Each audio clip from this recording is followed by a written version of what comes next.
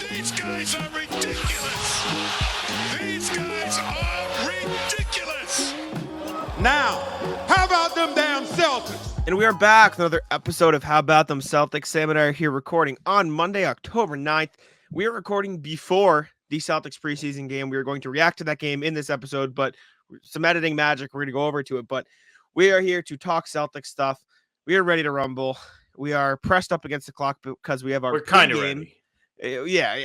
We're rushing through. We have our pregame show in an hour from now, which, if you're new to the channel, we do pregame streams before every single Celtics game, 30 minutes before the game on the Last YouTube night's channel. was fire. Check it out. A lot of people tuned in last night. Hopefully a lot of people tuned in tonight. And also, might as well plug this now. If you're interested in watching Celtics games with us and you like the content, follow us on Playback. Playback.com/HowAboutThemCeltics, or just search How About Them Celtics on Playback. We are there. I think one of the issues is you need to put the apostrophe in the bout or else it doesn't show up. So it's kind of weird. Yeah, I tried to search it and then I had to add the apostrophe, but maybe that's why. Yeah, playback.com/HowAboutThemCeltics. There's no apostrophe in the URL. So check us out there if you want to watch games with us. But yeah, do we want to throw it over to the Celtics-Knicks preseason game reaction now and lead with that and then get into everything else after that? Yeah, let's toss it to the fellas. All right, we'll check it out. Yeah, here's us in like 2 hours, 3 hours, 4. Here's us later. I'll probably be hella tired. Good luck. Thank you, Pass, Jack, and Sam, for throwing it over. We have watched the Celtics-Knicks game now. It is 10:18 on Monday, October 9th. And the Celtics did not beat the New York Knicks, but they also rolled out the fellas. They started, what was it starting about? Payton Pritchard, Delano Banton, Pritchard. No, Lamar Stevens didn't start. Yeah, Payton Pritchard, Delano Banton, O'Shea Brissett, Luke Cornett, and Sam Hauser got the start against the Knicks. Who did start their main guys? Sorry, my mic is so used to going up and down because of the playback. No, it was like for 2 seconds. People can roll through it. Come on, you guys get the most of us during the podcast. The Knicks did start their starters, but they only played them for like 5 to 10 minutes. Some of their top bench guys got some run like quickly, but excuse me, for the most part, it was just the bench versus the bench. The Celtics rested most of their main guys. Jaylen Brown, Jason Tatum, Derek White, Al Horford, Kristaps Porzingis, Jrue Holiday, all did not play. The entire top 6. Yeah, did not play in this one. Jay Scrubb also listed as a DNP, unfortunately, in the box score. Decision. Poor guy. Yeah, let me share the box score though, just while we talk about it, and then we can go over some of the highlights. What will probably be the title of this video is what are we rocking with? Who do we think are the main points? This is how we'll decide the title of the pod. Svi was a highlight. I think Banton was really good too. Let's start with Svi, then go to Banton, then we can talk about the rest. Svi Mikhailiuk came off the bench for the Boston Celtics in this one. 25 minutes, 36. 15 points, 3 rebounds, 1 assist, 5 and 9 from the field, 3 7 from deep. The most interesting part about Svi to me was not his shot, but it was everything else he could do in addition to his shooting, right? He shot 3 of 7, which is fine, but it's not great. But he was great with the ball in his hands. He made a couple nice decisions, right? Like he looked like an adept playmaker, and he's athletic as shit, right? He had that one alley-oop, and then he had a putback. Like, he can get up. Yep. And so I think that's one of the biggest things that differentiates him from Sam Hauser. I tweeted it. I said Sam Hauser is a little bit bigger and a little bit better on defense and just overall is better at defense, especially in the Celtics system. Whereas Svi Mikhailiuk is a little bit more comfortable with the ball in his hands. It's a ball handler, can run the pick and roll probably a little better as a ball handler, which is important for a Celtics team that could lack some of that off the bench. And then is also just super athletic and can get up there. So I was really encouraged by what we saw from Svi in this one. Yeah, I thought he looked really good off the bench. I think this spells disaster for Sam Hauser, who is now 2 of 15 from 3 in the preseason so far. He does not look very good. The shot is not there. When it's really the only thing you're doing, kind of tough when they're not falling. So I wouldn't be shocked if we have a real competition for that wing spot off the bench now. It's something we talked about quite a bit throughout the summer as they started to assemble their new roster and free agency. Who's going to eat up all these minutes when Tatum and Brown are in the game?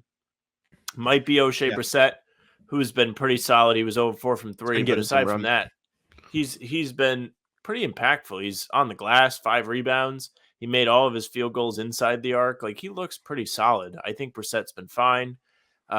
Again, Svi Mykhailiuk in his debut looked great. 15 points off the bench, 5 of 9 shooting, 3 of 7. He was scorching hot in the first half, and he was not afraid to shoot.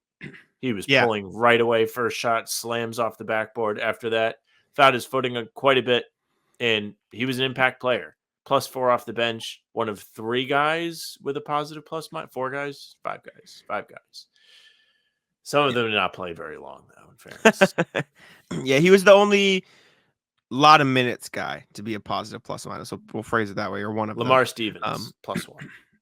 Yeah, Lamar Stevens and Nemi, I suppose. But Svi was good. I thought he looked encouraging. Delano Banton was another guy who was really encouraging. His efficiency wasn't really there. He shot 8 of 19 from the field, 42%, and 1 of 5 from 3, which is 20%. And I believe that 3 was a bank-in 3, so Delano banked in. Sure was. In the playback. But he finished with 20 points, 3 of 3 from the free throw line, 2 rebounds, 2 assists. He looked good on the offensive end as a ball handler. I know you liked him in the pick and roll a lot. You talked about it on the playback. And then on the defensive end, I thought he was super encouraging too. He's just really long and he can get in the way and interrupt things on that side of the floor. So I thought Banton was intriguing. He's been a lot more interesting than I thought he would be after we saw him play in Summer League. I'll put it that way.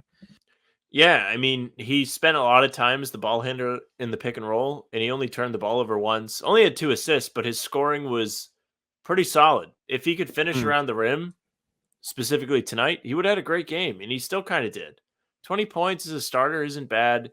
He was a -17. The shooting wasn't atrocious. It wasn't great. But again, as the pick and roll ball handler, it was a pretty interesting look. He's long. Yeah. He was able to get to the rim. If he could finish those attempts, he missed he'd a lot be of looking layups. really, really scary off the bench for the Celtics. He could be somebody that could control a game a bit, even though I don't think the problem is, I don't think if he's in a game, a real game, he's ever going to have an opportunity to run a pick and roll as the ball handler. No. No.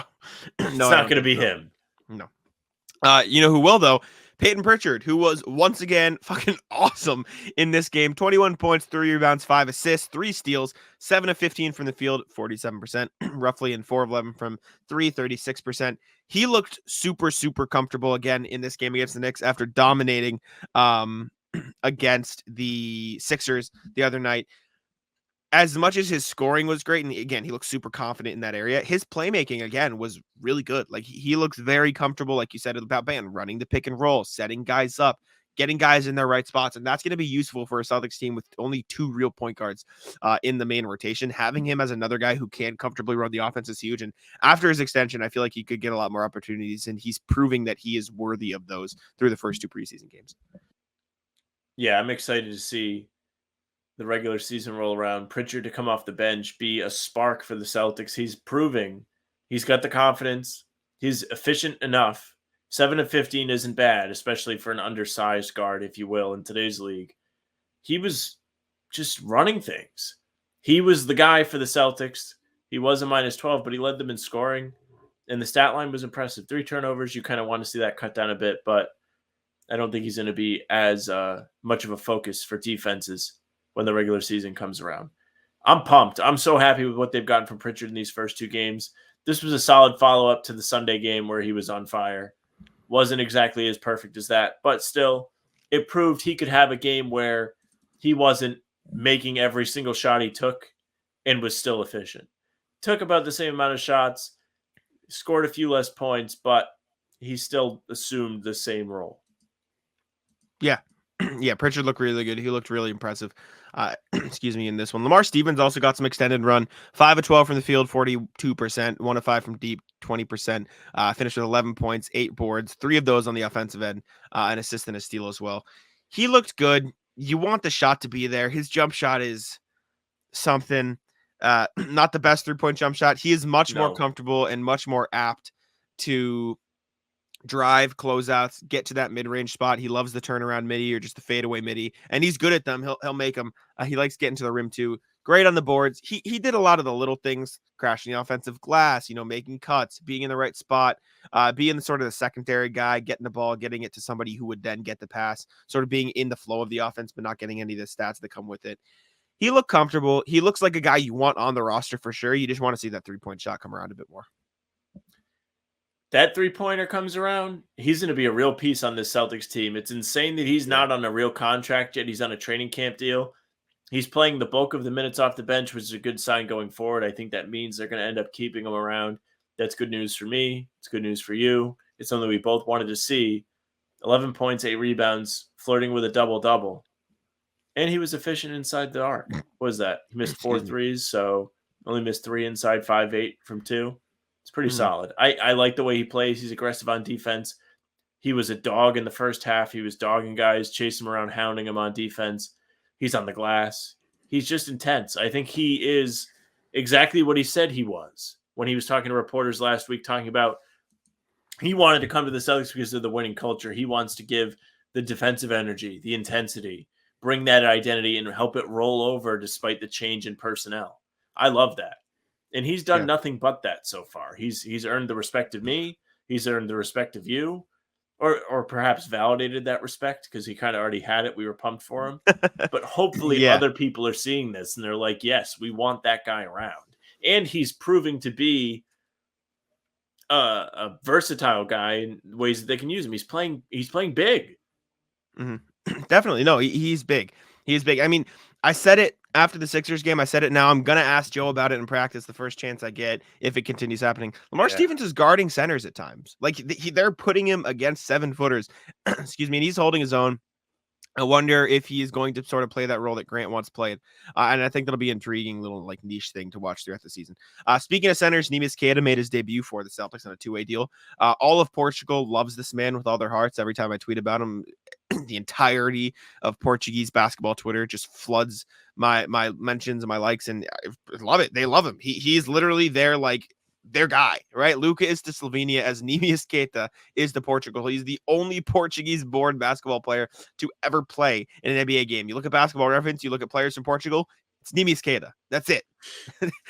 Just him by himself. It's just him. He played all right. 7 points, 4 rebounds, all of them on the offensive end. 3 of 5 from the field.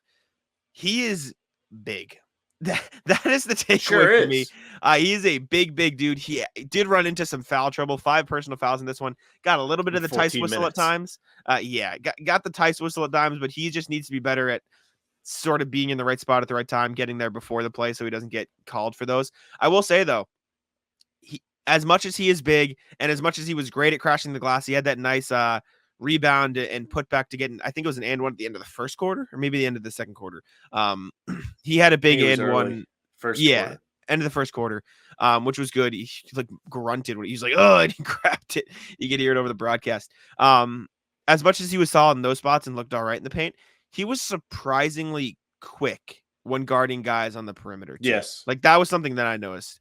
And I know you did too, because we talked about it on the stream, but they tried targeting him right. with a switch, and it ended up being a turnover for the Knicks because they didn't know what to do when they couldn't get around him, and they threw it away to Pritchard. Nemi was awesome. I loved him. I think this spells just like for Sam Hauser with Mikhailuk balling out. A little bit of hot seat for Luke Cornett, who through 2 preseason games hasn't been the best. He hasn't been terrible. I'm not trying to hate on him. I'm not, because I like Luke Cornett. I think he was good for the Celtics last year. I think he filled a need for them as they battled their way back to the playoffs through the regular season. But he was minus 12 yesterday against Philly, minus 10 again today against the Knicks. Meanwhile, Queta plus 9 off the bench, team high in plus minus. And he was all over the offensive glass. He was hustling. He was doing what all of us get excited for, creating those second chance points, which is something I think the Celtics could benefit from. And in a backup role, I think that's the kind of energy you need off the bench. How great is it to bring in a guy that's going to get you extra possessions while Kristaps or Al Horford is resting, instead of bringing in Cornett, who does fine, but he's just there to not be the absolute worst. Wow, it feels like Queta might even be able to give you something if he's not fouling people. Yeah, I still think Luke Cornett is better because he's been around. He fits the system. And he plays his role well. And he's not as foul prone. Like he just seems more comfortable. But you could definitely see the raw talent with Neemias making a play for it. He is still on a 2-way deal, though. Quickly bouncing around to the rest of the players. We don't have to spend too much more time. I think we covered the main points. Obviously, we just talked a little bit about Cornett. He was all right. 2 of 2 from the field, 4 points, 3 assists, actually, 2 rebounds, 2 blocks for Cornett, including a pretty major one that sent it back to the top of the key. Sam Hauser struggled 2 of 9, all threes. Sucked. He did have 8 rebounds though, so he was crashing the glass, 6 points. Not a great game from him. JD Davison was actually pretty all right in this one. 5 points, 3 rebounds, 4 assists for him. 2 of 4 from the field. Didn't make it 3 though, 0 of 2. Jordan Walsh got in for some action, 4 points, 7 rebounds, 2 of which were offensive. 2 steals for him. He was all right. He overcommitted a couple times and got beat, but he was solid. 2 of 5 from the field, 0 for 2 from 3. DJ Stewart got in late, 1 of 4 from the field, 1 of 3 from deep, 3 points, 1 rebound. Not much to say there. And then Wenyen Gabriel in his Celtics debut, not good. 4 personal fouls, a singular point, and 4 rebounds. It just looked like he was trying to move a bit too fast out there. Isn't used to playing with the guys, which makes sense because he probably won't be playing with that group ever again. Get ready for the NFL season with incredible offers from FanDuel, America's #1 sportsbook. Right now, new customers can bet $5 and get $200 in bonus bets. Guaranteed. That's guaranteed. Plus, all customers who bet $5 will get $100 off NFL Sunday Ticket from YouTube and YouTube TV. Now is the best time to join FanDuel.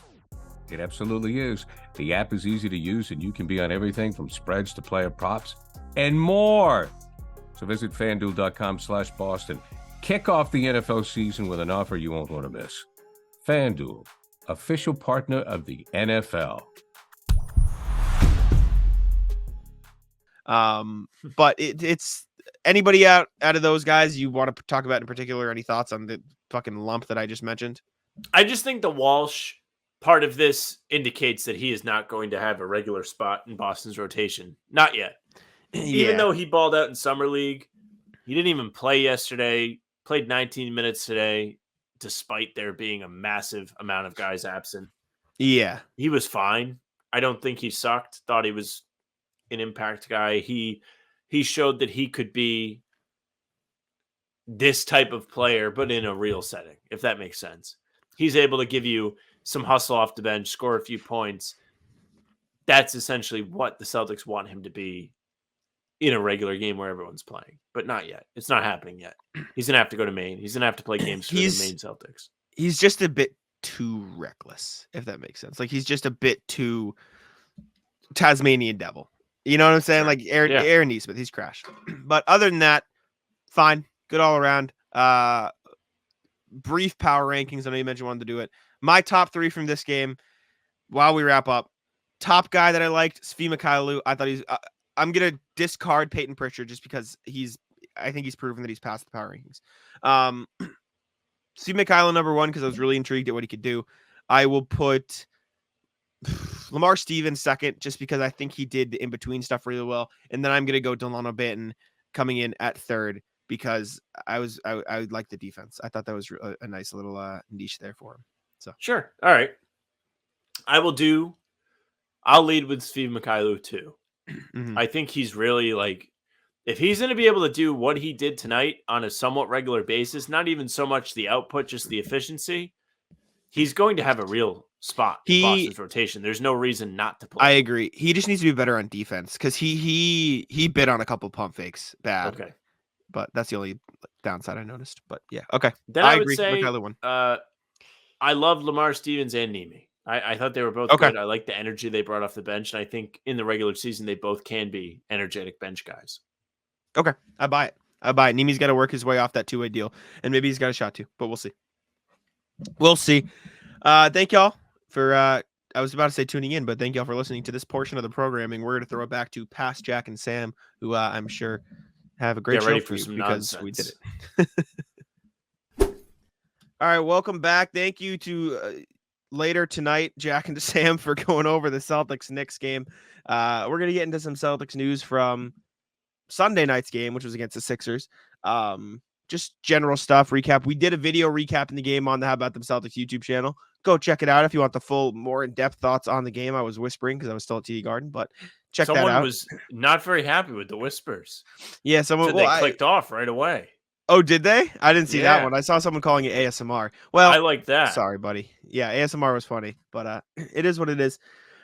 But yeah, TD Garden was amped for the first Celtics-Sixers preseason game. Again, we're not going to go too in-depth on it it here because we did a video on it. But one of the things we didn't talk about was Jrue Holiday, because he did talk about the game after in the locker room, which I was not present for, so I kind of glossed over it, or it went over my head. But he said the crowd's crazy, the energy in the building is crazy. It was fun to get out there and just kind of get my feet wet. And another thing, you feel it from the crowd. You feel that they want it bad. Even in a preseason game, it was loud. It was crazy, even down to the last seconds of the game. You see how they're into it. Porzingis said something similar, which we talked about in the video we did. Just basically said that was insane. It just feels like there's good vibes all around for Boston right now, which is fun. It's very fun. Yeah, rescue dog Kristaps is ready to be playing on a real team. Everybody is very excited. The fans were excited. They all packed into the Garden last night to watch the Celtics play Philly, a game that means absolutely nothing, but was still bouncing like a real game, a big swing regular season game where something was actually on the line. It was awesome. Pritchard popped off in the fourth quarter. I felt like I was watching Isaiah in his prime. And he was hyped too.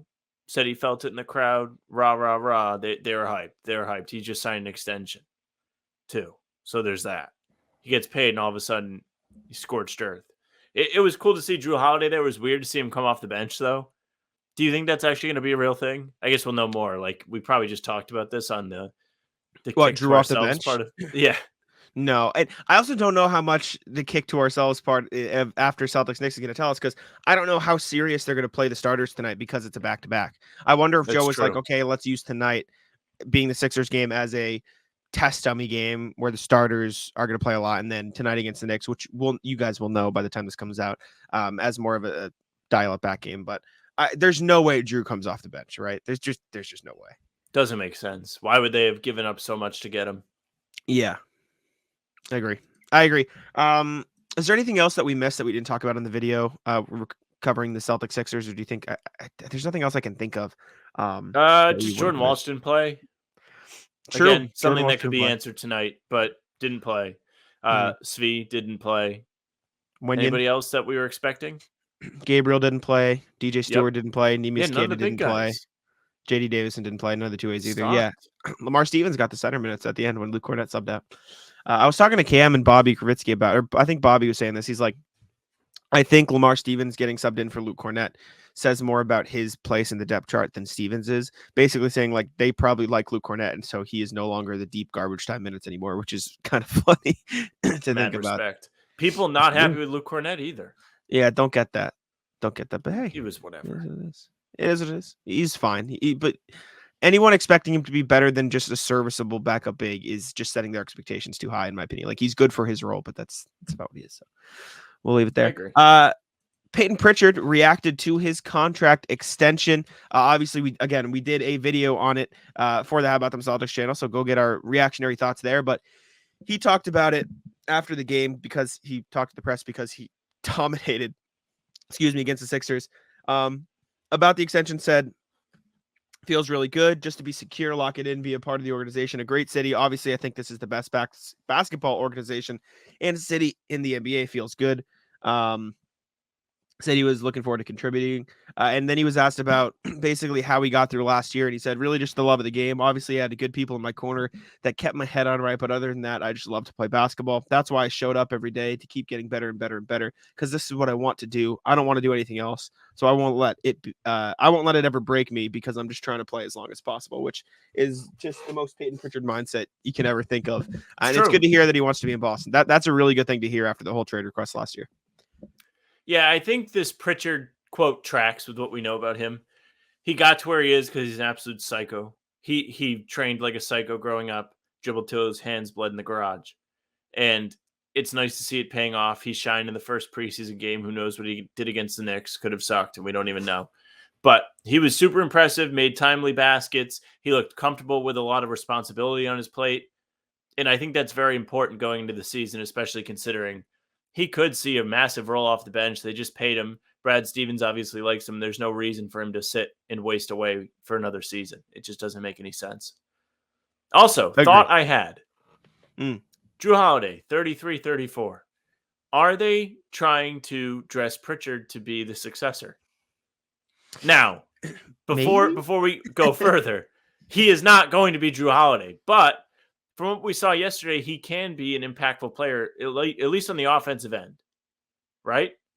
This is hot Yeah, takes galore. But clearly. I don't know. It just trickled into my head. Like, is he going to be the eventual starter one day? The ages kind of line up. I think so.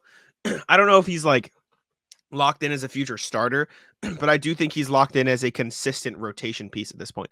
Like, I don't think you'll see any more of last year where he's not a part of the rotation anymore. I think this extension and the moves they made this summer solidified him as he will be in the Celtics rotation moving forward, which is for the best because he's a damn good player. So I think he'll continue to get those opportunities, which is good. So I'm happy to see. Yeah, I'm happy, and I'm happy he likes to be in Boston. And going away from the happy side of things, unfortunately, Jay Scrubb tore his ACL in practice a couple days ago and was is out for the season. And it is probably likely that the Celtics will waive him because that's how business works. And it sucks for Jay Scrubb. Before the game, I was talking to Justin Turpin, who writes for WEI, and I was looking. This is before we knew JD Davis and Neemias Queta. Everyone was out there, like all the bench warmers. And I turned to him like, "Where's Jay Scrubb? Like, why isn't he out here with all the guys?" And lo and behold, an hour later, we knew the reason that Jay Scrubb was not out there with the rest of the guys. So it just sucks for Jay Scrubb that he is out. I felt terrible. We were on the stream when we found out, the pregame stream. Mm-hmm. It was a gut punch for me. Somebody that during the summer we reacted to his highlights. Mm-hmm. His dad came and hung out with us in the comments.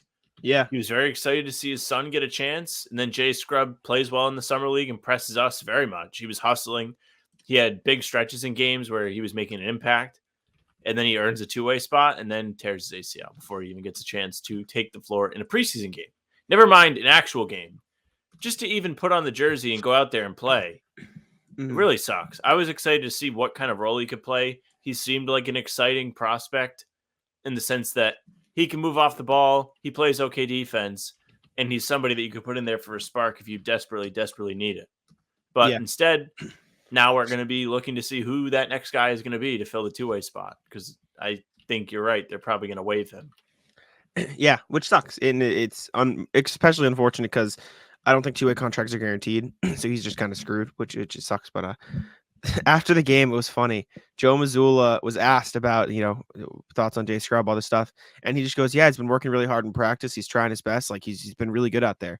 And then I forget who it was, followed up. They're like, what about the ACL? He goes, oh, I didn't know that was news yet. So like he knew about it, but he gave a PR answer because he was coaching the game. He didn't know the team announced that Jay Scrubb tore his ACL. So it was funny to see him give a very PR answer when he knew some information that the public didn't. And he thought the public still didn't know. That means you can't trust him. Yeah, he was a really good liar too. He's been exposed. Everybody thought Mazzulla was now the media's friend, but actually he lied to everyone's face and got caught red-handed yesterday. Well, every single coach and person in the league will does that and has done that. But it was funny to see how PR trained he was, just like giving such a plain answer. But yeah, good for him. Not like cracking. Yeah, he's.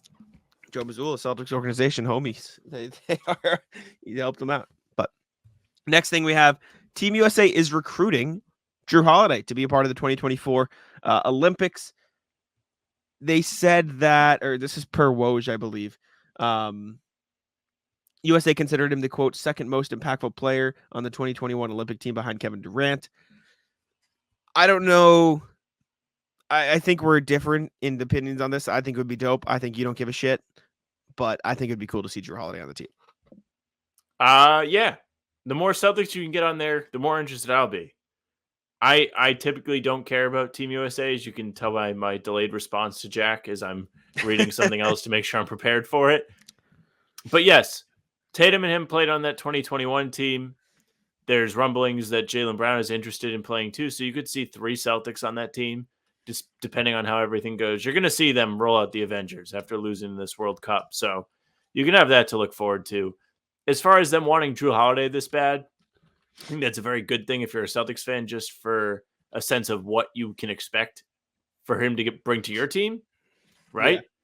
Because if Team USA is putting him towards the top of their list, the second most impactful player, that's pretty important. You've got the likes of, who else was on that team? KD, Tatum, Bam was on that team. Dame Yeah, Lillard was on that team. Yeah, let me I'm find the trying to think. I roster. want to make sure I'm not missing anybody real important. Let me find it. I'll find the I roster. don't know anything about that roster. It I was- don't watch any of that. I'd know it if I saw it. Yeah. Bam Adebayo, Devin Booker, Jeremy Grant, Draymond Green, Keldon Johnson, Zach LaVine, Dame Lillard, JaVale McGee, Chris Middleton, Tatum. JaVale and McGee. Holiday. Yeah, he was on the roster. He was a late addition, though. Somebody was out. Somebody bailed out. Yeah.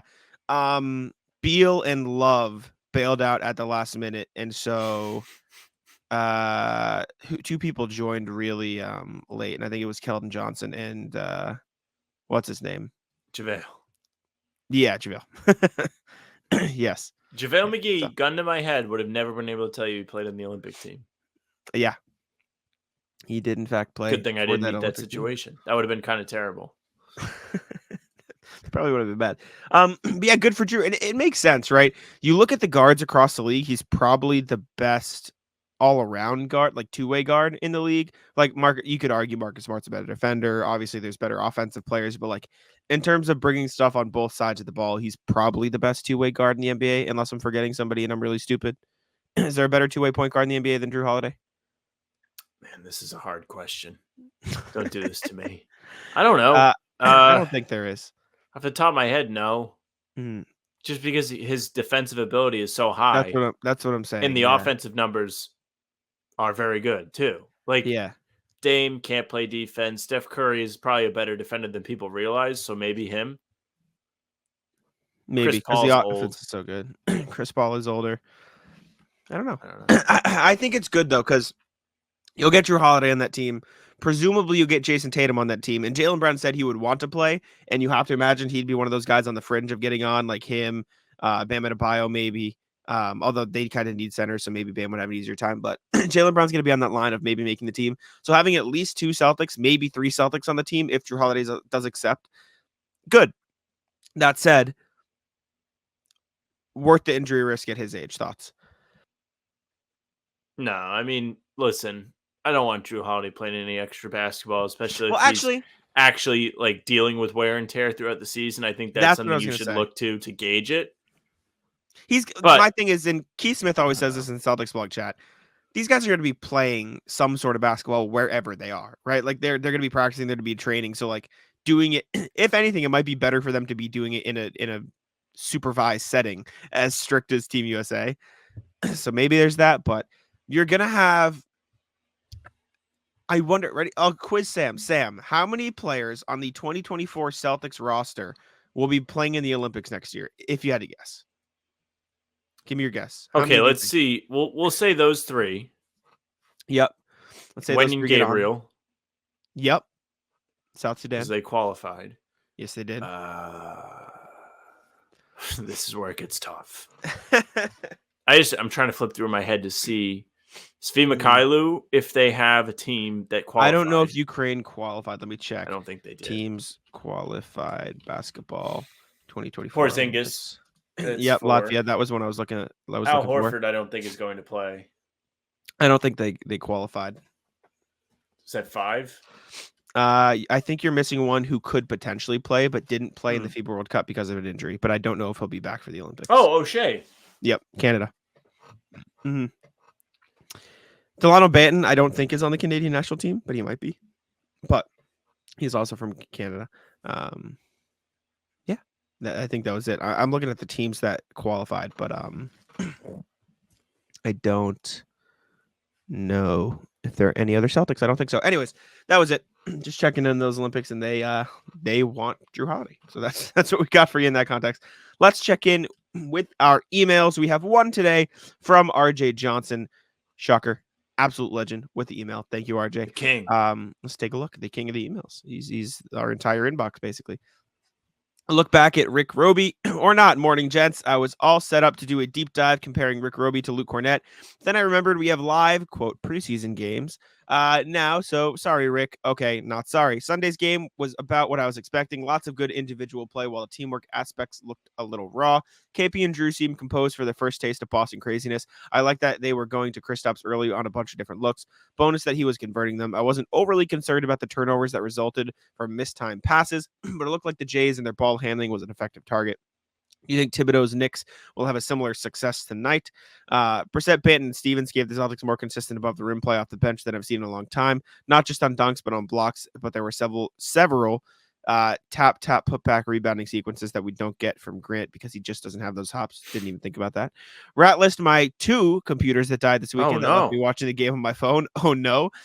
Finally, Library Jack was so effective in post game. I checked to see if I had any overdue books. Keep up the great work now that we have games. RJ Johnson, Celtic West on Celtics blog. Thank you, RJ, and I appreciate your appreciation of my my libraryness. I it's one I don't want to person. be rude. I don't want to be rude. I'm trying my best. You need to assert your dominance as a figure in the community. People will be like, "Wow, I respect that guy." I don't want to start swinging yelling. back after watching Porzingis play against Philly, I am so much more excited for him than I thought I already was. I thought he looked so comfortable in his spots. His moves did not require a lot of time. It was all quick. He got good dunks, made his jumpers. He made some good passes. He was able to get a block. I cannot wait to see if he even plays against the Knicks, how he's going to do. I feel like he has to play. Question, do they boo him? Yes. Oh, yeah. Okay. They boo him. We'll see. We'll see if we get it correct. We'll see if we got it right. I think this Brissett, Payton, and Stevens is a really interesting part of this. When is the last time the Celtics had like that level athletes in the rotation off the bench? Last year? Did they have it last year? Hell I if don't I think know. so. Did they have it 2 years ago? Like, you know what I'm saying? Like, let me go back quickly and just look at the rosters to see if I'm crazy. I think Like, the best bench they've played had any minutes. in quite some time was the 2019 bench with Marcus Morris. Well, Rob, but we don't count Rob because Rob. he's like he's an on and off starter. Like he's not like a deep like bench guy. Josh Richardson maybe was that, but he's more of a wing. He's not really getting those hops, so I wouldn't count that. You ready Pritchard, for this one? or excuse me, Langford. Yeah. Holiday, Tatum, Brown, Horford, Porzingis, all out. And Ooh. White. Who told you that? Where'd you see Bobby. that? Bobby Manning? Yep. Legend. Forgetting the tweet, but maybe Let not fun. Pritchard cook. Yeah. Let Pritchard cook is correct. All right. Starters are going to be Pritchard, Hauser, Brissett, Banton, Cornette. Wow, look at that. Okay. Cool. Good. I mean, we already knew this by the time this pod comes out, but we're learning that now, and you watch us learn that now. But yeah, I mean, there hasn't been that level of athleticism off the bench from the wings in a long time. Like Semi Ojeleye was never like a super athlete. He was just really strong. I'm just going back through the teams now. Javonte Green wasn't used in that role, even though he was a really good athlete. Yeah, Marcus Morris might be the best one, and I would argue that O'Shea Brissett and Lamar Stevens are better athletes than Marcus Morris. Maybe not the same caliber of player, but better athletes. So that's really an interesting tidbit that I didn't consider when looking at this Celtics team. Like they do have some guys who can, Jay Crowder maybe too, but like you saw that Brissett putback attempt against the Sixers. He got up. Lamar Stevens, Sure did. good athlete. Banton Everybody actually, saw it. yeah, Banton was solid too. Like he was long, he's effective, is on the defensive end. Like all 3 of these guys could be impactful in that sort of defensive presence role, and I didn't think about that. So thank you, RJ, for bringing that to the eyes. We appreciate you. Should we move on to the NBA? Yep. All right, let's check it out. Barry Jackson, Twitter. Sam, you put this on here. Just tell me, explain this. So Jack has essentially already in the past put Barry Jackson on the rat list inadvertently. Barry Jackson, if you are not heavily in the shit like Jack and I are, he is a beat reporter for the Miami Heat. And I was running around on Reddit today and I stumbled upon this. So I'll read this and then we'll read what actually happened. Miami beat reporter Barry Jackson has been on an angry Twitter spree today, replying to dozens of random users and trolls who criticize him. Jackson has long received criticism for his Homer style of reporting. In parentheses, this includes a great deal of the Heat fan base considering him insufferable as well. Today, he has been on Twitter responding to dozens of random people who criticized him, mostly for his covering of the University of Miami football program. I do not know if he was justified in some of his criticisms of the program, but his behavior in responding to random users has been hilariously unprofessional for a major newspaper reporter with over 100,000 followers. So, Barry Jackson, if you're unfamiliar with him, had a very similar reaction when all the Dame stuff went down. He was very pro Heat in that. He was very, I can't believe Portland's not just going to take what the Heat are offering them because they have to. Like, they should absolutely go ahead and do all this. So Jack has pulled up some of the examples here. And he had somebody said, "You are such a douchebag. I'm shocked anyone pays to read anything you write."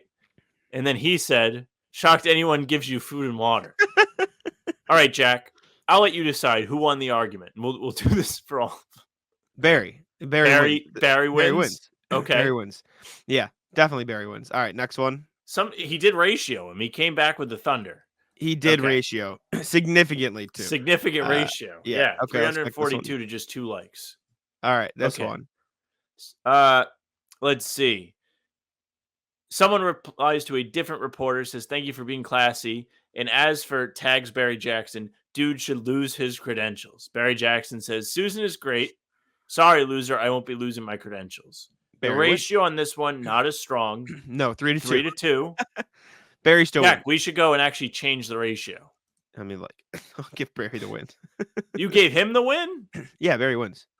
It is funny that he just kind of like caught strays out of nowhere.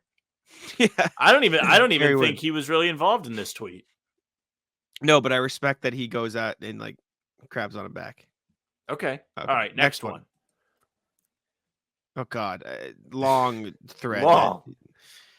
Barry tweets about just briefly. He says, instead of spending offseason sending emails threatening his staff. Oh, you're scrolling away. Sorry. I didn't know you were starting here. I didn't read this. If they talked to more local writers, Cristobal would have, I believe that's Miami's coach, would have worked on simple math instead. What a joke. Don't mean to sound petty with the below, but the broader point made to me by a University of Miami staffer is that Mario spends too much time worrying about unimportant stuff. Then someone, the Locked On Canes podcast, no one to be messed with, replies, "It sounds incredibly petty. You can make the point about how brutal of a coaching decision that was without making it about you or a grudge you clearly have." Surprising reaction. Barry says, "Don't have a grudge at all as an alum. I am disappointed that they lost tonight. Hopefully they'll get back on track." And then it's very nice, friendly. Then the Orange Bowl boys bust in, say, "Trying to play nice here shouldn't. That's some petty bullshit. Grow up." Barry says they're fortunate no local media, including us, reported the police report to cover up last year. Someone called him a loser. Then Barry said, "Get lost."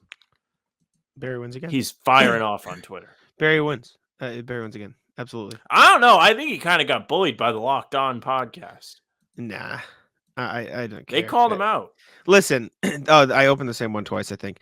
My thing, and he goes on a rant of get lost, Slim. I check with Elon. He said it's okay if you want to follow Buddy. And then another one. Buddy is a powerful. Yeah, I enjoy Buddy. And this is following up to the other one involving former staffer. Point is, anybody who says to me that pointing out that Mario's threatened staff or saying even positive things about a program is unwarranted, they have no idea what we don't report.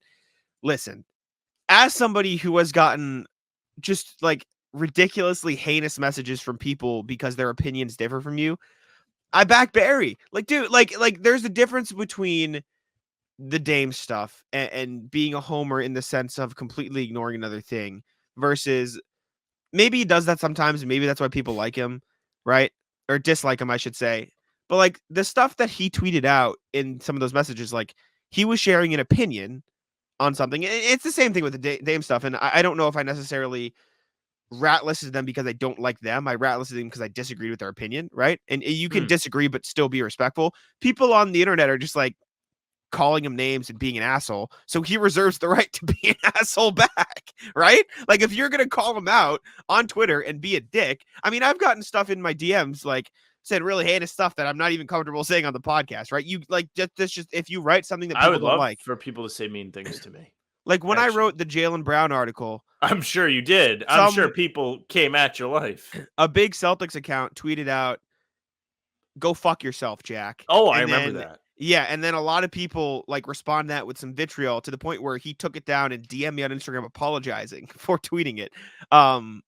Like people on the internet are terrible, and the people who are worse, I would argue, are the people who get mad at reporters for having a human response to the terrible things they say. They're a fucking human. You're being an asshole to them. Exactly. You're being an asshole to them online. I agree with you. I just dislike like, and I understand, excuse me. I understand the Reddit post because I understand people don't like him because it's too The homer. Reddit You have those comments are kind opinions. of fire. Heat fan goes, he's been in shambles since we missed it on Dame. Tough to witness, TBH. He needs to move on. He's been in shambles since last offseason. The finals run just put it on hiatus. He got a little spark Yeah, of but happiness there for a little bit. I have no problem with people disliking Barry. I have no problem with them responding to him. I have no problem with him responding to the responses.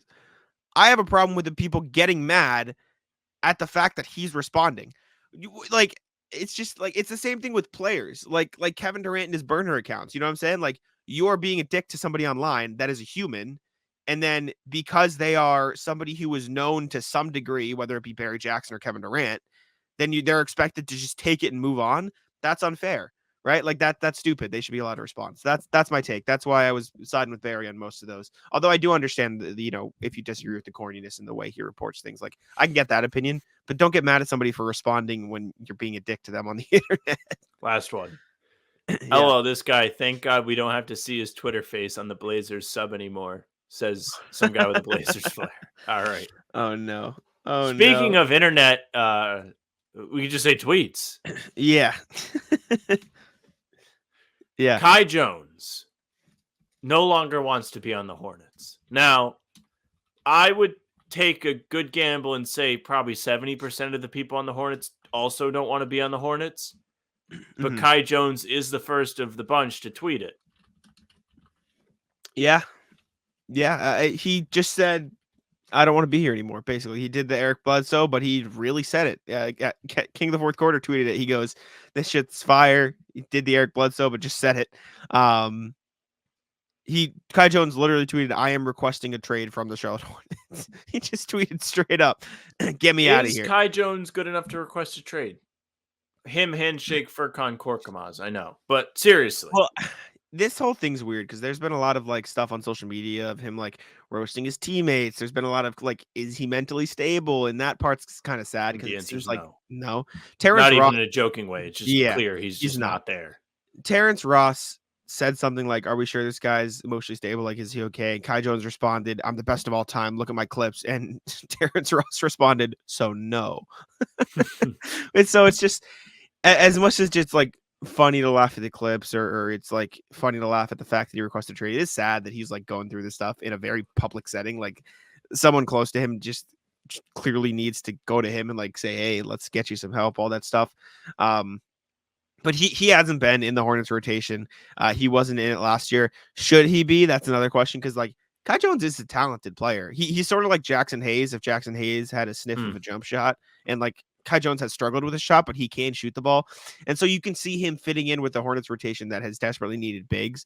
But he went through this thing where there were too many veterans on the roster when Borrego was coaching, and then Steve Clifford just doesn't like playing young guys, so he didn't really get a chance in that rotation either. So you can see why he'd be frustrated, but now it's sort of spiraled. So the whole situation is just kind of shitty. And yeah, just that's about it. Just sucks. It is a mess. Don't think he gets traded. Just waived. That's my guess. Yeah, I think he'd get waived. And I don't think he'd get picked up at this point just because of everything going on. So there's that. But sorry, Kai Jones. Hopefully he gets that fixed. All right, Sam, you put this on here. New referee rules. Explain this to me. Yeah, so kind of forgot because it was announced in the middle of the summer.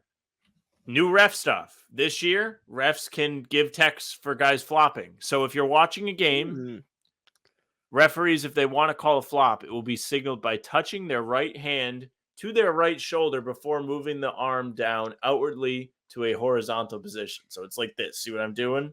It's like the little like, fuck you. Yeah. Did I just get got? Maybe. But a follow-up to this was the league wants to turn certain rip-through arm movements by offensive players from fouls into no calls. I am very pro this. I do not, even though I thought they were doing this a while ago, and it still hasn't been fixed as much as it could be. It looks like the NBA is finally trying to cut down on the nonsense, the Trae Young, the James Harden, all of those type of foul baiting type plays. I'm very curious to see how strictly they enforce it. I think it would be great for the game. I really, really don't like seeing guys just get themselves to the free throw line for nothing. Next, they got to take a look at these jump shots. Less fouls on the jump shots. Yeah. Good rules. I like the flop rule. I wasn't listening to the broadcast, but I saw tweets about it. JJ Redick talked about the flops on the air, or I heard that he made comments about it, and she said, "Get this out of here." Look that shit. JJ Redick, who apparently I watched the local broadcast on Sunday, like a good fan would. Yeah. But JJ Redick apparently was asked, as ESPN put a graphic on the screen of like Tatum, Brown, Giannis, Dame, a couple of the Warriors players, Durant, Booker, to like rank the top duos. And he said, my producer is trying to get me to rank these duos, but this is an NBA game, not a first take segment. Called out the producer on the air. That's funny as hell. Good for Redick. Because I get so sick of that stuff too. Even when you were like, is Jrue Holiday the best two-way guard in the league? I was like, I don't know. And you weren't even trying to get me to do anything like that. You were just asking me a question. But we see this guy is better than that guy so often. It's just like, okay, I'm sick of this discourse. So good for JJ Redick just being like, nobody really cares. They're here to watch the game. Yeah. Yeah, definitely. I agree with JJ in that context. Last NBA thing we have, the Bucks are unsure about their fifth starter. This is from Eric Nem of The Athletic, correct? Correct. Okay. When asked about the Bucks' fifth starters at the start of the week, Griffin told reporters that the competition was, quote, open, and he wanted that spot in the starting lineup to be earned during the preseason. So hearing that Malik Beasley might be the front runner for the spots comes as a surprise. Other starters, so what is it? Dame, Giannis, Chris Middleton, Giannis, Brook Lopez, and a fifth. Okay. That would make sense. I saw something from Adrian Griffin that Malik Beasley is going to be their stopper this year, their defensive stopper. And somebody, good for Nikias Duncan, went on Twitter and put a bunch of question marks as a quote tweet, which is a fair reaction when you have a very, very old stopper. Meme of, like the really, really shitty doodle characters. And one of them was PJ Tucker, and they were like, PJ is the LeBron stopper. And it's just him like, to LeBron, please stop. And then LeBron's like, no. So that is the Malik Beasley defensive stopper. Good luck. He tried his best, man. They've lost Jrue Holiday. They now have Malik Beasley as their defensive stopper. I don't know how great of a defender Middleton is. Giannis and Brook are a tough front line, though. I'll tell you that. But on the perimeter, they could use some help. That's what it seems like. Fair. And if you're the Celtics, by the way, Milwaukee being unsure on their fifth starter, I guess the Celtics kind of are too, but for a different reason, is kind of a good thing as you head into the season. Your biggest threat in the conference doesn't even know who their fifth best guy is, and it's not really clear cut. Well, they don't have a wealth of riches to be picking from. The Celtics don't actually. That's okay. That's the point. I was gonna say the Celtics don't really know their starting lineup either, but they do have. But it's different. Yeah, they do have a wealth of riches to pick from. So we'll see that. All right. Who he played for? You got any? I do. I was just gonna say before we get into the rallies, it is time for who he play for. Let's go. Okay, Sam. Let's do this. Are you ready? I'm ready. Let's start here. Daquan Jeffries. Who he play I don't even know who that is. That's not fair. You have to like pull how many years has he been in the league? God, you want to guess how many years Daquan Jeffries? No. Well, 1 or 2, and he's like a two-way guy. The point of this is guys that change teams, and people know this is us educating them. He's not a two-way guy. He has been in the league for 4 seasons. Is he on, let's say, Chicago? He's on the Knicks. I did it because they're playing the Celtics tonight, and you're going to see starting? Daquan Jeffries. I don't know if he's starting, but I know he's probably going to play. Okay, so I wanted to give you somebody on the team. All right. Let's see. I hope he has like 25 points tonight too. So like when people listen to this, it's like you just watched the game, dummy. You don't know. Yeah. All right. Philip Petrusov. Philly. Yeah. I just wanted to see if I could get you back to back with people the Celtics are playing. No. It's worth a shot. I try my best. All right. Let's Sharper see. than I look. Yeah, I was trying to catch you slipping there. Alec Burks, who he played for. He's still on the Pistons, right? He is still on the Pistons. Damn. Yeah. Okay. It's harder to come up with 5 guys because I'm going through most of the guys who might be questioned on past. Oh, it's okay. Yeah. I mean, this is day 3 of this. I'm trying my best. I'm trying my best. I got 2 more. Let's see. Taj Gibson. Washington. He re-upped, He right? is. Yeah, I wasn't sure if you think he moved teams. Damn. Okay. Got my notifications on. I see it and then forget it, but then when I'm asked, I remember. Yeah. Frank Ntilikina. He's in Dallas, right? No. Not in Dallas. Oh, he. I'm glad I got one heater in here. I know he went somewhere that like people are actually talking about too, but I just don't remember where it is. Oh no. We talked about Frank Ntilikina as a Briefly. Celtics roster end of the bench guy. Mhm. Is he just a You free want agent? it? No, he's not. Here's your clue. He plays for the same team as RJ Hunter. I remember. Mhm. Is he RJ Hunter on an Exhibit 9, by the way, but still. Also the same team as Edmund Sumner. Nope. Also the same team as Edmund Sumner, who's also on an Exhibit 9 on this team. the fuck? I'm just gonna keep naming players until you get. Yeah, it is Charlotte. He is in Charlotte. Frank Ntilikina on the Hornets. He replaced Dennis Smith Jr. as their reclamation point guard project. I feel like Dennis Smith actually had a good end of the season, though. He had a good whole season in Charlotte last year. I'm kind of curious to see how he does in Brooklyn. Yeah, he could get actual minutes there. He's a good defender. Ben Simmons he can back. Ben Simmons Just in is case back. you forgot. This is true. Yeah, Ben Simmons is back. This is true. We'll see what happens. Random here. Joe Mazzulla, 3rd best odds for NBA Coach of the Year on FanDuel Sportsbook. Sam, can you name what are the Porzingis MVP odds? I don't know, but can you tell me the 2 coaches above him for NBA Coach of the Year in favorites? This isn't who he coached for. Who he coached for? I just want to know what teams is DraftKings really thinking are going to be good. That's the real question. So you have to guess Mike Malone. No, but it's not and necessarily. Then Mark Dagnall. Yes, he is the favorite to win Coach of the Year right now because you have to think of the storyline. He's going to take a jump. Yeah, you have to think of storyline. Mike Malone, by the way, 1, 2, 3, 4, 5, 6, 7, 8. They're not in the top 10. So there you go. I have to say Steve Clifford in Orlando. Is he still in Orlando? No, he's with Charlotte. That's so bad. Yeah. Steve Clifford, Coach of the Year. Who's the head coach of Orlando, Sam? Oh, it's the fuck is the guy's name? I can see him in my mind, but I don't know what his name is. Jamal Mosley. Yeah. You want a clue? Eastern Conference coach. Oh. No. We've literally talked about him on this podcast. I can look at the time already. We talked about him exactly 7 minutes ago. The Bucks head coach? Yes, which is dude. I don't know, dude. We said his name when Adrian Griffin. I thought he was a GM. Quote. No, Adrian Griffin is the head coach. They hired him from Toronto this year. Following Joe Mazzulla plus 1,200, by the way. Could be good odds. Jason Kidd, Rick Carlisle, Nick Nurse, Frank Vogel, Taylor Jenkins, Darvin. Jason Kidd, interesting pick.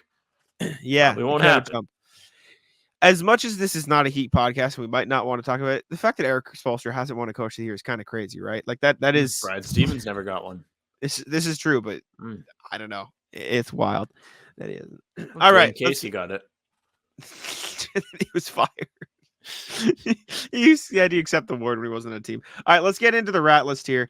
Would you like to kick it off? What do you got today? What do you got? Anything good? Yeah. So rat list me, and here's why. Oh, yesterday, Kayla and I were watching Stranger Things. We finished season 3, and it is midnight, and I'm like, would you like to watch the first episode of season 4? Now, have you seen this show, Jack? I've seen like the first season, maybe 2, but I haven't. Okay, not, so you've not seen this. No. So I won't say anything. But I will say season 4, the most terrifying of the seasons.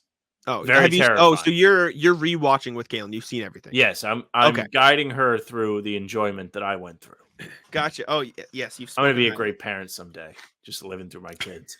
But anyways, the end of the episode, terrifying debut of the season, Big Bad, and that was what she was left with to try and sleep on. Yeah. And me, I was just like, let's do another one, dude. This is fire. I love this show. Yeah, that couldn't have been a fun night of sleep for Tough. Ratless you, correct. I went golfing today. I'll ratless the golf like ranger, like person who drives around people check. So we're playing today, and they have tee times every 8 minutes, right? So you tee off once you get far enough down the fairway or onto the green, the next people tee off, and it's like 8 minutes is what they do it by. We were waiting on every shot, like every tee box and then every approach shot. Like we're waiting for the people in front of us to go. Like that's just how it works. You wait. But the people behind us are very impatient. So the whole day we're getting hit into, which is we are about to hit our shot and you see a ball roll up at your feet. That's bad golf etiquette. You're supposed to wait until they're out of the space. As much as it is off golf etiquette, it's also so you don't fucking hit somebody with a golf ball, right? Like that's just how it works. Henry almost got hit. Henry was like 3 feet away from getting hit with a drive because they just didn't. A real reason to go to sleep. Yeah, but in their defense, a lot of these tee shots are blind, so you can't see where the people are in the fairway. But it's like just have some patience and don't hit right away. Like give it a minute. This is why golf sucks. But then we get to the 17th hole, right? 18 holes in golf, 17th hole. We have 2 left. And the ranger comes around to us and goes, I know you only have a couple holes left, but you guys should really pick it up. Brother, we're waiting on every hole, and then the guys behind us are hitting into us. So we were just mad the whole day at the people behind us because they were being rats and hitting us. They hit our carts too, which wasn't a problem because we were on the other hole, but like they were bad enough to where they were on a hole adjacent to us, and they hit our carts. And like it was just a mess. They were annoying. But the worst part, and why they're really ratless, they were supposed to be in front of us, but when it was their time to tee off, they weren't ready. So we went in front of them, and then they spent the whole day hitting into us. So like, be ready next You should have time. went slow out of spite. Exactly. Yeah. Exactly. So ratless them. That was annoying as hell. Rat list. All right. So this is a collective rat list. I want it to be known that there was not a single incident that caused this. It was a culmination of multiple incidents, which I will explain. Rat list people who think that you being in the presence of their dogs is a treat. I was in the coffee shop the other day, and somebody's just like in there with their dog, and I'm like, what is happening? Like the dog's like sniffing me. The dog, I will say, was not causing problems, but again, this is like a boiling over thing. I'm like, when are we going to put an end to like dogs are still dogs? Like I shouldn't be, it's like kids. Like I shouldn't be thrilled to be in the presence of a screaming kid. Like it's not, it's like, look at the baby. Don't you want to hold the baby? Was there some comment made like trying to insinuate that you needed to be happy the dog was there? Like what was like the dog was like sniffing me or like in my space, and they're like, oh, haha, like they're just friendly or whatever, like saying what they have to say because the dog is like crowding my space. Yeah.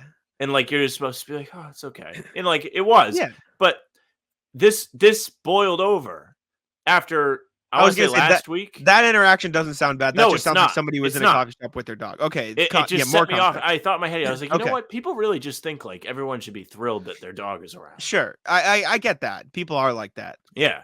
So then I was going out for my run. Okay. Last week, near my house, they have been doing a serious reconstruction of a road. The road goes by the beach. They have been filling in the sides of it with mulch so they can plant trees and make it look very beautiful.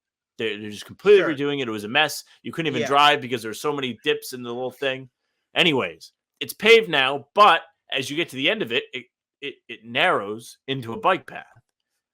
On the bike path, very narrow, on both sides, mulch. Not heavily packed, not set, very loose. Sure.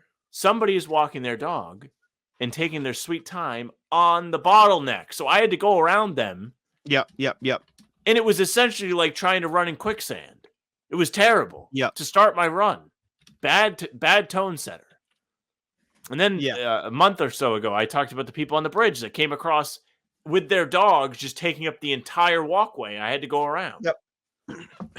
Yeah, those are ratless. I feel like that's more pedestrian ratless than dog ratless, but I think the dogs bring out the worst. I could do a whole day on the ratless. Yeah, I agree. All right. This is the start of a new year of the red line takes over the ratless. We are back. So back. Not only so for those of you, which is just everyone that's not Jack, that can't see the show sheet. This is so perfect because Redline has like a red line as a word error right underneath it. It's just perfect. Oh yeah, because my Google Doc thing is red on there. Yeah. Red line rat list. Because on Sundays or this weekend they were doing construction. So from North Quincy to Broadway, you had to take a bus. So I had to get off, get on a bus, get there, get on another bus, or get off the bus, get on the train again. And I had to do that back too at night, which is a pain in the ass. Red line or just T station rat list number 2. Texted Sam about this because I was really mad because I was running a little late. I was meeting Noah, who writes for Celtics blog.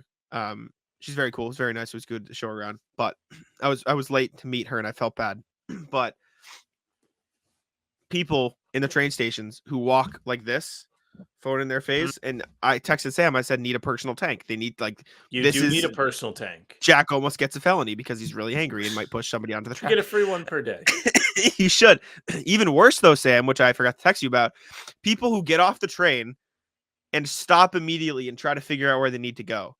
Go to the back of the wall and figure it out there. Don't stop at the train entrance where people are getting on and off. Correct. Fuck off. Go away. So that was annoying. I want to end with the other one I have here. So I will say, on the construction thing, my dad said this to me in the car, and I don't know if this is an original thought, but I hadn't even thought of it. He was like, I was talking to somebody at work, and they brought up the point. Why the fuck didn't the construction people just do all the construction during COVID? Just make them essential workers. Kind of facts. Right? Why didn't they do it? That would have been I'll genius. tell you what, being an essential worker was the most fire thing ever. I came in and did the same job I was doing and was getting paid like $30 an hour. It was the greatest. Yeah. Like, I was just going in, fucking around with the boys and getting paid. It was insane. And we were doing less work because we had to throw everything away because they didn't want it getting contaminated. I wasn't even washing dishes. It was the greatest job ever. Oh, you just threw dishes away or threw like plastic? It was like plastic. Yeah. Wow. I will say I told my girlfriend about your incident where you were upset with the walker. And I was like, yeah, we should be able to get one free shove a day. And she was none too pleased. Well, I'm sorry, Kaylin, but I back I back the shove. It's not even like a full to the ground shove, just like a Heisman stiff arm. Just get the fuck out of the way. I like the shove to the back of the head. I think we should be dishing those out every once in a while. You can just a little like a knock, get the fuck off. Yeah, maybe like a Three Stooges slap. Yeah, I can get behind that. My grandma does that to me when I piss her off. That's her go-to move. That's her girl. Shout out Nana. Nana, who I put YouTube on her front page just so you can watch these. So maybe she'll see it. Shout out. Thank you. Love you, Nana. You got anything else? Close. I got nothing. I got nothing. Okay. Rat list me. So I am single. And are you familiar with the concept of every girl your age at the airport is like, it's like there's this thing like you see a girl at the airport and you're like your age and you'll be like, wow, like you start picturing like I should talk to her and you don't. Just like yes, seeing a girl in public and you're like, oh, she's pretty cute. Like I wish you would talk to her, but just not having the confidence. Obviously, the girl from it thought about this. So there's a girl on the train, right? And she was like on the bus and then got on the train, whatever. I'm like, okay, she's pretty cute. That's cool. And sitting across from her, it gets to the point where there's like people side to side, but then like pretty empty, and then we're just across from each other, which of course I did purposefully, like in case I decided to get the courage to talk to her, which I did. I well, just wait. Well, the talking to her is a good step. I have plenty of friends that try and go to the club and they stand there with all the boys. Just wait. So. It was okay, but I didn't talk to her for the longest time, right? We're like a bunch of stops. We get to like right before my stop, and I don't know why. It took me a while to build up the courage. And I'm trying to be as normal as possible. So I just go, I like your shoes. She's just wearing like Nikes, like the actually pretty cool shoes. I don't even know what they were, but the colorways were cool. But then my stop came. That's all I fucking said. That's all I said. I just go, I like your shoes. She smiled at me. I smiled at her. And then we smiled at each other again while I got off the train. But in my head, I'm like, Jack, if you had said this like fucking 3 stops ago, you could have had an actual conversation. That's with all right. This girl. I bet she's still thinking about you. That's the Drake and Josh where Josh is trying to learn to talk to girls. And his mom tells him to go and say, I like your shoes. And they just go nuts. The best part? That's exactly why I said it. It's because I thought of the Drake and Josh episode in my head. I'm like, you know what? Let's just be normal. I'm just gonna say I like her shoes because she has cool shoes. And I did that, except I didn't have the follow-up when because in the Drake and Josh episode, the girl then continues the conversation. So I wasn't ready for the next one. Well, that reminds me of, see, you're better man. than me back when I was in college. Yeah, I remember Because the bus. yeah, The bus. Yeah, I used to take the RIPTA bus every single day because it was free and I didn't want to pay for college parking. So there was one day where I was on the bus going back and this girl's on the bus, attractive, make eye contact with her like enough times where we're both like, what the fuck? And we like kind of laugh. Mm-hmm. And I never say anything, get off the bus. And I'm like, all right, like I'll see you next Wednesday. And then COVID happened and I never saw her again. So yeah, good on you. Better than me. Yeah. Still regret though. It was like as soon as I got off the train, I regretted that I didn't like talk to her sooner. But like, it's tough, man. You get nervous. It's anxiety. Like you just, so ratless me for being a bitch, not talking to her sooner. It is fire that you mentioned that though, because I was 1,000,000% like, oh, Drake and Josh. Yeah. Well, no, I always think of that because you never know what to say. And that's a good opener. Just say something like normal, nice that you just say to a random person, and then you start there. And, but I'll tell you what. One thing I was saying this today. Do you think people actually like want to go apple picking, or do you think it's just a collective like activity? Everyone's like, okay, like we're all kind of cool with this, but nobody's like, I really want to do this. Like nobody's going by themselves. Nobody's going by themselves. I don't hate apple picking. Like I didn't hate it either. I had fun. I don't mind it. I think it's a good excuse to be outside in weather that I personally enjoy. And I like apples. And I just think the as cringy as it sounds, I was gonna say aesthetic, but a better word, atmosphere. The atmosphere being there. You get cider, you get maybe some fucking apple cider donuts or fire. Tell you what, Ratless, they didn't have any apple cider donuts. They were saying that is you have to take a ticket and then you go to like the little window where they're making them, and they were still making them, but they weren't giving out tickets. Yeah. Apple picking is like the activity used as an excuse to do other fall related things, if that makes sense. Sure. To like be outside in the fall, do like because I had that cider. I was like, donuts. Nobody actually does this. Like this is like It's one fine. of those fake made up things. Apple picking probably better than pumpkin picking because there's some activity involved rather than just going to a field somebody generically set up for pumpkins and laid them out. But apple picking fine. Between this and pregame, I have a video for you. Okay. You have a what? A story? A video. I have a video. Okay. We'll wrap. Anyways, we'll wrap here. Thank y'all for tuning in. Like I said, we recorded this before the Knicks game, but we will be reacting to the Knicks game on this podcast. It's just us as we're recording this haven't seen the game yet. But we'll see. We'll probably do 15 minutes on it, 10-15 minutes. We'll see. But yeah, let us know. Obviously, I mean, the Celtics aren't really playing. The real Celtics aren't playing, but let us know what you thought of the show. Let us know what you think of these new styles of stuff where we're like reacting to games either on the pod or on the channel. I mean, based on how many views the videos are getting, you guys are back, which is hype as shit. Everyone's back to being interested. The Patriots are bad, so it's helping us out, right? Yeah, good start to the season. We couldn't be more appreciative of it. We're at 1,492 subs as we record this. Shout out, y'all. Thank you all for tuning in. Subscribe to the channel. Check us out on Spotify and Apple. Leave us reviews there. You guys, more audio listeners too, so thank you to the audio listeners out there. If you are an audio listener, can you comment on the YouTube or on like DM me on Twitter? I'm just curious to like maybe you just don't like looking at us. It's okay. I'm just curious to see. No, I just want to know they exist. I want to make sure my dad's not listening to this 300 times. So if you're an audio listener, go to the YouTube and comment or leave us a review on Apple. Do something to know that you guys actually exist. If you got here in the episode. Thank y'all for tuning in. We appreciate it. I'll let Sam wrap it up. Hey, yes, thank you very much for watching or listening. If you're on YouTube watching, we appreciate that. Subscribe. Hit the notification bell so you don't miss any daily uploads because we are here putting in the work. So come hang out.